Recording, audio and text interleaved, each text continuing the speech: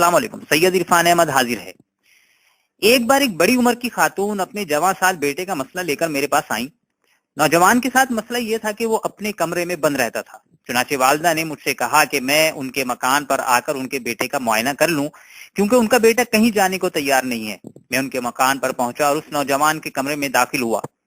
بڑے سے کمرے میں نوجوان کا نرم ملائم بیڈ بچھا ہوا تھا. ایک دیوار کے ساتھ 21 انچ ٹی وی رکھا تھا. دوسرے کونے پر بڑا ریفریجریٹر، اٹیچ باتھ، پنکھا، صوفہ، کپڑے کی الماری، میز اور کرسی، سبھی کچھ تو تھا. اور جب وہ نوجوان اپنی ماں کو کھانے، پانی، حتیٰ کہ سگریٹ کا کہتا تو ماں فوراً اس کا یہ حکم بجا لاتی. میں نے یہ منظر دیکھا تو اس ماں سے عرض کیا، آپ نے اس کے کمرے میں اس کی تمام ضروریات پوری کر دی، پھر کون عقل کا مارا ایسے پر آسائش ماحول سے نکلنا پسند کرے گا؟ عموماً والدین اپنے بچوں کی خواہشات و ضروریات پوری کرنے کی اپنے وسائل کے مطابق حتی المقدور کوشش کرتے ہیں، اور پھر ایک وقت ایسا آتا ہے کہ جب وہ بچوں کی ضروریات پوری کرنے کے قابل نہیں رہتے تو شکایت کرتے ہیں میری اولاد محنت نہیں کرتی.